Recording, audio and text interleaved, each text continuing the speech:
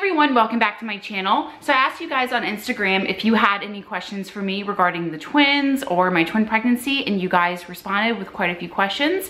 So I'm here to answer those today.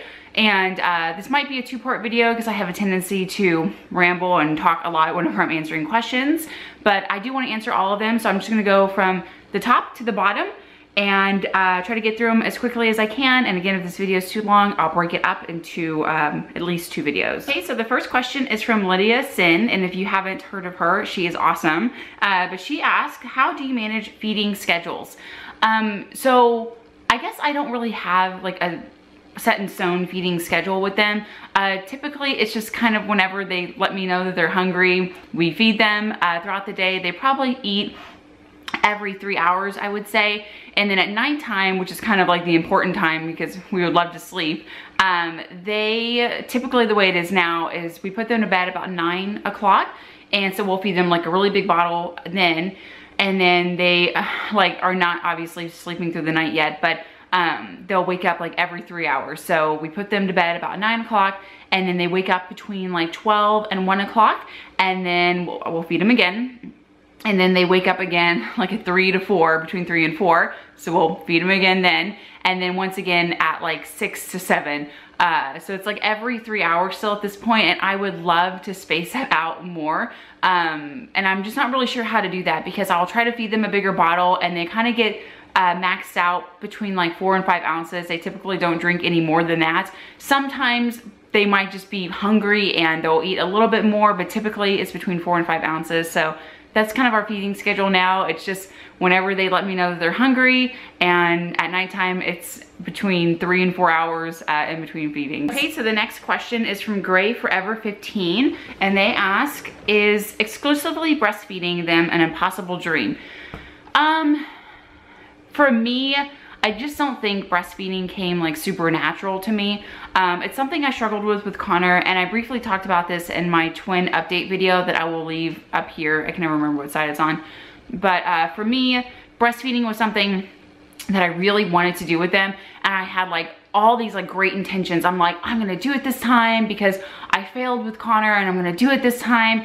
And it's just like when that moment comes, you know, life also is hitting you at the same time. And again, I briefly talked about this in my twin update video, but for me, it was just something that just did not happen. So, but I don't think that it's impossible at all, because there are so many twin moms out there who breastfeed and they do it for, you know, a year.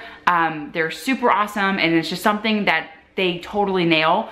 For me, for some reason, again, it's something I really wanted to do, but then when it came time to actually do it, I had, you know, they weren't latching, and we had Hurricane Harvey, and they're in the NICU, and we just had all these things that were distractions that kind of made it, I don't want to say impossible for me, but it just made it a lot easier to transition over to formula. So it's something I wish I would have been able to do, but I'm totally fine with the fact that it didn't work and that we had to take another route. Okay, so the next question is from More Brianna, and she asked, what do you look forward to most with the twins when they're older?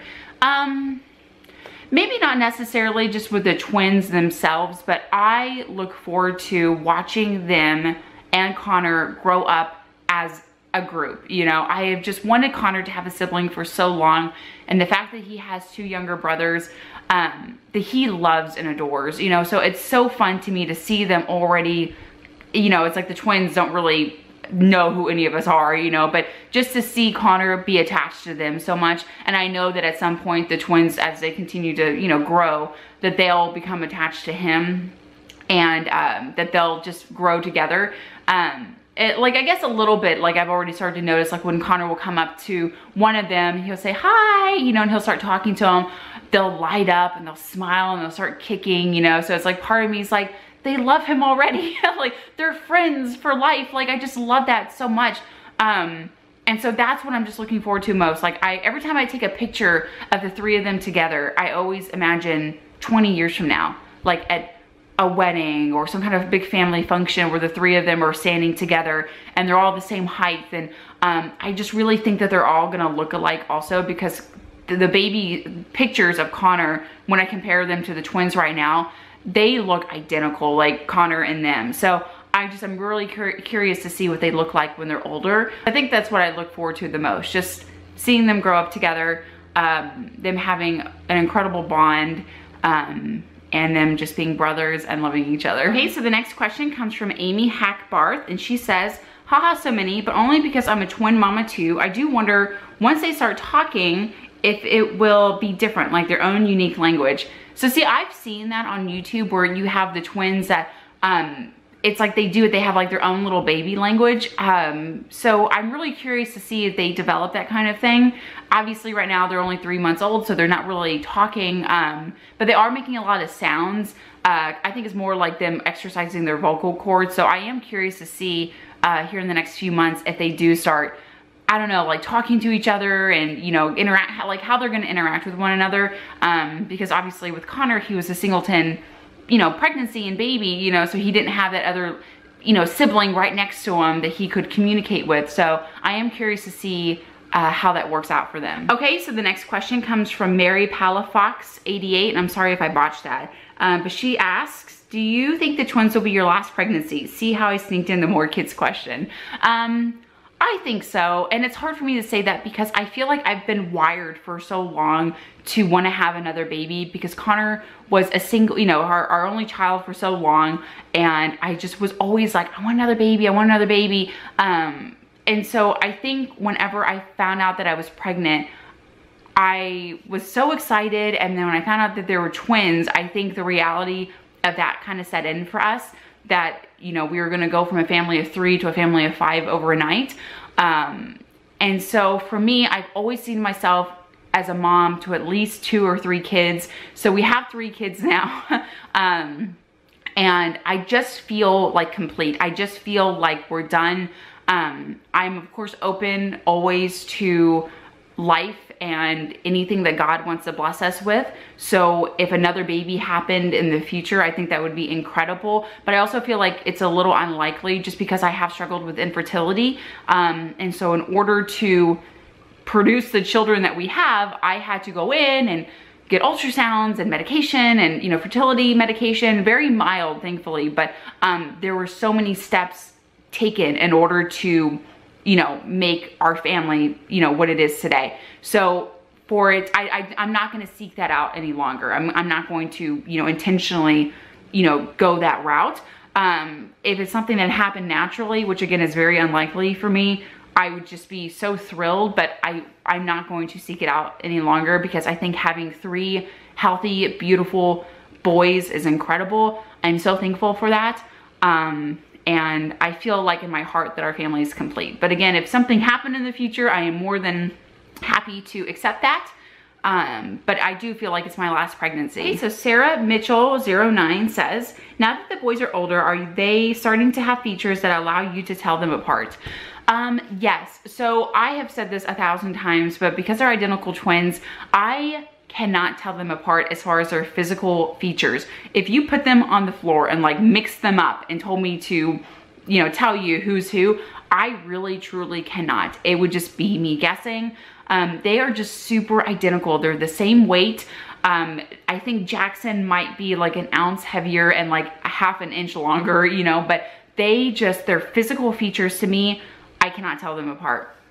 But I have started to notice here in the last few weeks that I can tell them apart as far as their personalities. Like Jackson, for example, is super mellow. He is way like content. You can set him like in his rocker chair, like swingy thing that we have, and he is totally fine. He'll sit there, kind of like self-soothe. He is like a totally mellow baby. Deacon, on the other hand, is a little bit more of kind of like a firecracker.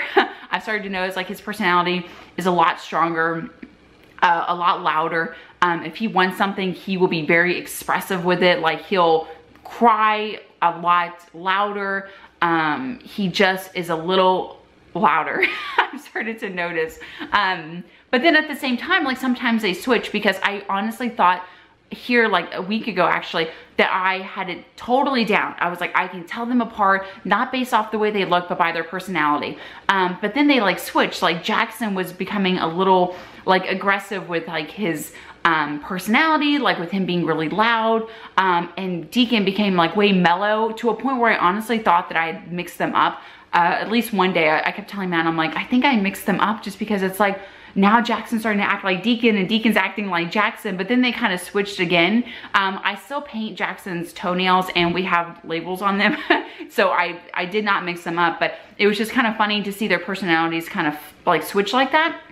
But I can tell them apart based off of those little personality traits. Deacon also has a little bit of a deeper like cry. Whenever he cries, it just, you can tell the difference like vocally, like how he sounds.